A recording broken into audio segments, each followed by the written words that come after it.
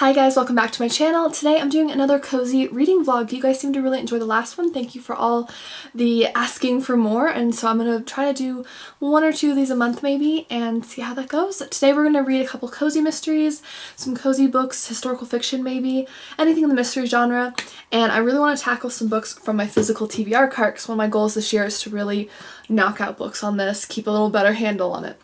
So we're going to start by picking out my reading for this. I have pre-selected one just because I knew I was so excited about it. This is one I actually purchased in my last vlog, which I'll link above, and this is Against the Current by Olivia Matthews. This is a brand new cozy mystery series. It just launched in January this year, and this features our main character, Lindsay Murray. She's opening Spice Isle Bakery in New York, in the little Caribbean section of New York, and it's going to be a lot of delicious baked goods, and basically she gets into an altercation with a fellow baker in the area, Claudio, who's just really aggressive. He's a really pushy businessman, and he's really upset that she's opening a bakery near him because of the competition, and he ends up being found dead and she's a suspect in the crime. So I did actually just start this book last night. So far I am really enjoying it. The writing style, absolutely beautiful, really easy to follow. I'm really enjoying Lindsay and her family because it is a family run bakery. Her brother and her parents and her granny are amazing. So can't wait to give you some further updates on this once I'm a little farther in. Let's go and pick out the other books for this vlog. Okay, so the top shelf here are library books. This is always changing. I only have a couple here right now, so I'm just gonna knock those out, but we're trying to pick some for my physical TBR, which are the bottom two shelves here. And what I'm thinking is I want to read this book here because I actually got this last year for my birthday in March, and it's March this year and I haven't read it yet. It's called A Play of Piety, a Joliffe the Player mystery. It's written by Margaret. Frazer. She's a two-time Edgar Award nominee. This sounds like a really cool historical fiction. It takes place in 1436. It involves Joliffe, who's a troop leader, and he's volunteering in a hospital, and there's this lady who thinks she's being poisoned, and it sounds really good, but I just haven't got to it. So this vlog, we're gonna get to it. So far we got those two. I'm thinking maybe 4 books for the vlog.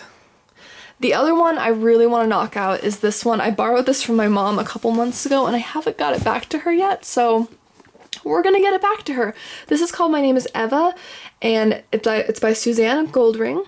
A forbidden secret, a forgotten betrayal, and the promise that cost her everything. This sounds super interesting. Basically, we have a lady named Evelyn. She is at the Forest Lawns care home. She's surrounded by residents with minds not as sharp as her, and some people think she's kind of a muddled old woman. However, she is very sharp and she has a lot of secrets. She also remembers everything. When her niece comes around her, she opens an old biscuit tin and she finds a photo of a small girl named Lies from 1951 and a passport with another name. So she's got a lot of questions for her aunt. So she travels back to Germany and the Forbidden Village, and she learns about her aunt basically. And I just think it sounds really cool. So I don't know if I'd classify this as a technical mystery, but definitely historical fiction with some mystery elements. This one's definitely a mystery, cozy mystery. Let's pick one more cozy mystery while we're at it. These are more classics. Let's pick one more novel to round it all out. Okay, I'm gonna go ahead and read this one just as another fun, lighthearted one. This is Murder with a Cherry on Top by Cynthia Baxter. This is part of the Lickety Split's Ice Cream Shop mystery. Now, this is actually book 1 in the series. I accidentally read book 2 in the series. I'll pop a picture on screen, but I really enjoyed book 2, so I wanted to go back and purchase book 1, which my library didn't have, and read it. So this is the first book in the series. I'm very excited for it. Basically, our main character, Kate McKay, she's had a very high-powered life in Manhattan, and she returns to the quaint Hudson Valley village named Wolfert's Roost, where she grew up, and she's caring for her ailing grandmother, and she also decides to open her dream, which is Lickety Split's ice cream shop in the heart of town. Unfortunately, her childhood frenemy, Ashley Winthrop, has started selling frozen treats in the bakery across the street. They've had a lot of antagonism between the two of them, and somebody kills Ashley, and Katie is a major suspect in the case. So this one sounds really delicious. So that is the start of this. Like I said, this one is going really well so far. I'm really excited for this. We have a historical fiction cozy mystery. I think this is more of just a straight historical fiction, but it does have some mystery elements with her mysterious past. cozy mystery, and I'm really excited for this. I will get back to you guys later with an update. I am baking bread today, so I will give you some little clips of that. The bread recipe I use is a white bread recipe from Frugal Fit Mom. I'll link her video with the recipe down below for you. It's absolutely amazing. It's so easy to follow. I created the dough last night, but I'll show you it where I've let it rise, and then I'm now taking it out, putting it on the counter, and letting it sit under the bowl for about half an hour while the oven preheats, just to let it kind of rise a little more, I think. And then we're popping it in the oven, and I'm going to show you the final results. Okay, and this is the final result. It has a really hard shell on the outside, but it's really soft and delicious in the inside. So it has like a great crust when you like have it for sliced bread. I've made like grilled cheese with it. It's great on its own, oil and vinegar, butter, sandwiches. It's so good. Like it's so easy, and it's 4 ingredients. You guys gotta try it. So I'll have the video for the recipe that I found online down below for you to check it out, because it's just, I mean, look at this. It's so good. It's so good. Anyways, that is the bread. Hi guys, welcome back to my channel. Today I have some reading updates. I've actually flown through a lot of reading in like the last 24 hours, so we have like 3 updates here. So I did finish Against the Current by Olivia Matthews. This was amazing. This is like a 4.5, 5-star new cozy mystery read for me. I'm really excited because in the back of the book it actually shows the cover for the second book, which is actually coming out in May of this year. So I thought I'd have to wait like another year or so for the next book to come out in the series, since this just came out in January, but actually a new one is coming out in May. I'll put the color version of the cover on screen so you can see it. But this was amazing. So Lindsay, our main character, is a recovering pushover. So her whole life she's been kind of shy, she's been like a pushover, people pleaser, which I can definitely relate to some of those qualities. And she decides, you know, I think she's like 27, and she decides to stand up to Claudio, the bakery owner, who is bullying her about opening the bakery, and also bullies a lot of the other shop owners in that area. So she actually decides to dig in and stand up to him, so good for her, but unfortunately gets her into trouble because he's found dead, and a bunch of people, you know, point out that they got into like a verbal altercation the day before he died. So she starts to investigate. I really love Lindsay's family. Her grandmother is so colorful. She's a fashionista. She's really like blunt, she's spunky, she dances to her own rhythm basically. She also has a really cool cousin named, I believe it's Rena, I want to say is how you say her name. And she is also fashionista, but she's very extroverted, and she drags Lindsay into like more social situations and stuff. She kind of reminds me of my best friend because I'm the more introverted one of the two of us. I really like her. And then Lindsay's parents and her brother Deb are the more like a little more conservative, a little more like concerned about her poking her nose into things. They're very worried about her, and her brother Deb is actually a lawyer, so that's a very interesting angle. This was a great mystery. It was well thought out. I found it really interesting. I loved the character in the book. They were really interesting. I thought they had some really good, you know, suspects and different motives and different ways of researching things. I have only good things to say for this. I'm very excited for book 2. That's definitely going to be going on one of my most anticipated releases videos coming up in the future. I can't wait for that. So this was definitely a hit, 5 stars, and this vlog it's going well because we actually have another book that I already finished in about 18 hours. I started My Name is Eva last night, and I thought, oh, I'm gonna read like 40-50 pages just to get started and just to kind of help me, like, you know, relax and then go to sleep. That didn't happen because I read over 120 pages last night. Because I couldn't put it down. I was just so intrigued. Like I read until I couldn't keep my eyes open, and then I read while I was at the gym this morning on the treadmill, and then I read on my lunch break, and I finished it finally, and I have thoughts. This was really good, so thank you, Mom, for letting me borrow this and for the recommendation. I'd say this is a strong like 4 stars for me. I have a few critiques, mostly to do with timeline, because this jumps between timelines a lot. It's always following the main character Eva, but it does jump around a lot. So you will be jumping back and forth between like letter entries, the past during World War II, and more frequently right after World War II. This is described as like a World War II novel, but it actually takes place mostly in the present time, and then with flashbacks to post World War II, so like immediately after the World War, and it deals with a lot of the harsh realities of what was happening right after the war, and like you know, the British trying to help like over in Germany, and like a lot of messiness. If you hear someone who needs a very, very likable character that you want to follow, like if you really want to connect to the main character a lot, like you really want a likable protagonist, I don't know if you'll love this. I feel like she goes in and out. Like I at points I was completely with her. I was like, yes, absolutely. And at other points I was like, ooh, like wow, okay. She's definitely a very crafty character.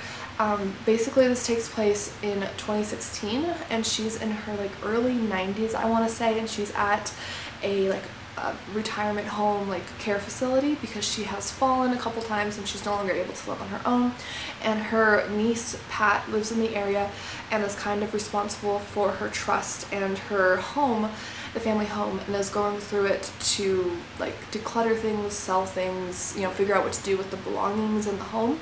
So she's bringing things over and talking to Eva about them, asking questions, and she finds this tin with photos in them, and there's some photos with some very people like she doesn't recognize, she doesn't know who they are, and she's starting to learn a few of the family secrets, or kind of trying to uncover who these people are in the photos basically. But Eva is trying to keep some secrets of her own, so she is dodging a lot of the questions. She also will play up having dementia when she doesn't actually have dementia, so please keep that in mind. I did see a few people who reviewed this on Goodreads who were pretty mad about that. Now for me that doesn't personally bother me because the character who is pretending to have dementia at times is like established as a very crafty character who's trying to protect her secrets, so it's, to me, like there's a thought out reason for that, and it's established that she is kind of a crafty character. So to me that's just kind of, it's part of the plot. It's a way that she's kind of defending herself because she's no longer physically able to like hide secrets, but she can mentally like, you know, pretend she doesn't remember things or put things off. But I really liked this. I thought it was very interesting. There was definitely a good twist or two that I didn't see coming. I did see one of them coming, and I will say this is definitely in no way cozy at all. There's a lot of harsh things from World War II and the aftermath that are talked about in here. There's a lot of dealing with grief. There is several very short scenes that feature assault in different ways, so keep that in mind and possibly look up trigger warnings. If you are somebody who might be sensitive to that, you might want to look up the trigger warnings. I don't want to go into too much details for spoilers, but if you think you might be sensitive to that, perhaps look up the trigger warnings. But definitely a good read, very interesting. It definitely will leave you thinking at the end about like ethics and morality and what is and isn't right, and I personally liked the exploration of that. I thought it was interesting. I'm still making up my mind about the main character and whether or not I'm rooting for her or not. Like it's very, I don't know, it's interesting, but I would say overall I like this. 4 stars. My main critique is just the timeline switching, because there was a lot of it, and sometimes it would jump, like we'd be in the flashbacks and then it would jump a couple years in the flashbacks and they would be labeled, but there was a lot of shifting with the timelines and going back and forth, and I feel like that was a little confusing. So I would say you definitely want to pay close attention to the dates when you're opening a new chapter to see where you're at in time, otherwise you will quickly become confused as to where you are in the book. But otherwise this was really good, really interesting. I mean, I read it in under a day. I really couldn't put it down. It was very engaging. It was definitely a book that makes you like think. It really makes you think. So I like that. And then to kind of give myself something cozier after this harsher book, I went and started Murder with a Cherry on Top. I'm only 3 chapters in, so I'm not very far in, but this is definitely so far very much on the like very lighthearted cozy side. It's very humorous, very, I don't want to say juvenile, but it has like a lot of the you know, the cliche like dramas of like Hallmark movies with like, oh, the high school bully, and you know, oh, the high school crush who like stood me up, and like that kind of thing. So it definitely plays up with that. It's very like humorously written. It's very lighthearted. So if you like that, if you like puns, if you like a cozy mystery with food, I think you'll like this. I have read the 2nd book in this series. I love that the main character has come back to take care of her grandmother Grams, which is the same name that I called one of my grandmothers when she was around, and such a sweet to me, and her grandma was a very sweet, lovable character. There's a lot of interesting family flashbacks and like descriptions of her past in this, which I'm really enjoying, and it definitely have ice cream ready because the descriptions of the ice cream will make you hungry. So that is where I'm at right now. So we have finished 2 books out of the 4 for this vlog. Both were very good, 5 and 4 stars, and then we were having a promising start with Murder with a Cherry on Top, which is going to be a really nice breather after the historical fiction, which was definitely very good, very compelling, but it, you know, it just dealt with a lot of harsh realities. And although I do like to read historical fiction, it's definitely something I can't read like tons of at a time because it can just really feel emotionally draining for me personally. So I like to kind of space it out with some cozier reading like this, and this is just perfect. So that's where I'm at right now, and yeah, I hope you enjoyed that. Hope you enjoyed the bread. The bread turned out so good. I hope you try the recipe. It's delicious. Hi guys, welcome back. Today I'm giving you another update on the Murder with a Cherry on Top. I flew through a bunch of this last night, so I'm currently on page 178, and there's only about 240 some pages, so I'm getting to the end of this book. I'm flying through this. It's really enjoyable. Katie McKay is the main character. She's the ice cream shop owner. I'm really enjoying how she's very methodical with her sleuthing. She's really going through and looking at her rival Ashley's past and really trying to follow the money and like follow the, you know, different parts of her life, her social status, her relationships, her ex-husband, all of these different people, and I'm really enjoying that.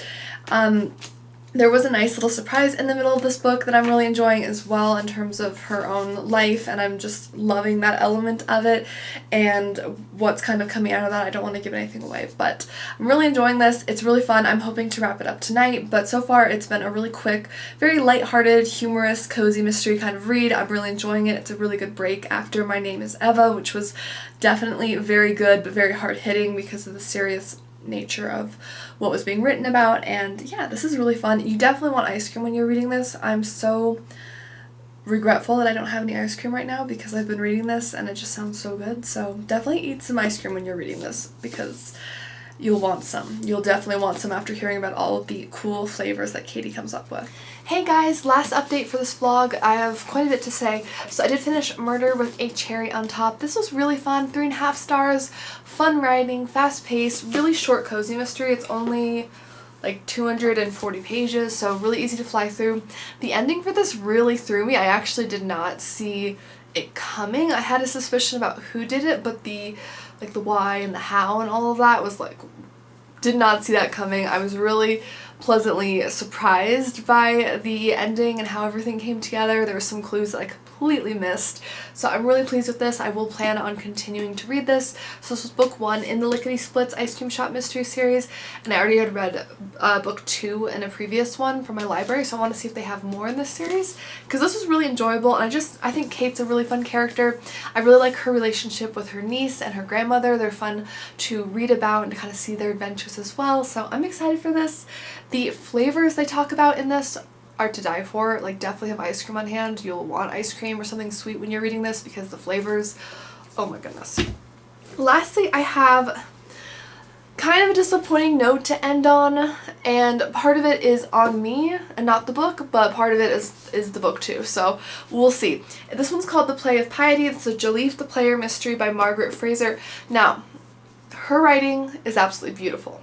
So the writing style isn't a problem at all. Her writing is beautiful. She describes she describes people in a way where she really shows and doesn't tell you. Like, you really feel like you're gaining a lot of information about the characters by their actions and their, you know, the slight mannerisms and things they have, which I really like. But I read over 60 pages of this and there was not a hint of a mystery in it, and I'm just losing patience. Like, I didn't finish it. As you can see, this is as far as I got in, which I know isn't great, but I've honestly I can't get myself to finish this. I really can't. Now, what I'm going to say is that I would definitely consider reading something else by her because like I said, her writing style is beautiful, and I did, to be fair, jump into this book. And this is book 6 in this series. Now, a lot of these types of cozy mysteries you can read out of order, but I would definitely consider going back and reading book 1 and maybe maybe this is just a series where you really need that setup. Because like I said, I mean, the characters were interesting enough, the writing style was beautiful, there was like no plot. Like 60 pages in, like, and especially for a mystery that's not that long, I mean, this book's less than 300 pages, I kind of expected to have some kind of mystery going on at page 60, but there really wasn't anything, so it's not the best note to end the vlog on, but otherwise, everything else I read for this vlog was really good, really enjoyed it. My Name is Eva was a big winner and a big surprise for me, and that was just really fun. So thank you guys so much for joining me on this vlog. Let me know if you'd like to see more of these videos. I will try to do some more if you do. And thank you again for watching. Don't forget to like and subscribe. I do post new book content, especially in the mystery genre, historical fiction, classics, that sort of thing, on my channel every single week. So I don't want you to miss out. And I will see you guys in my next video. Bye!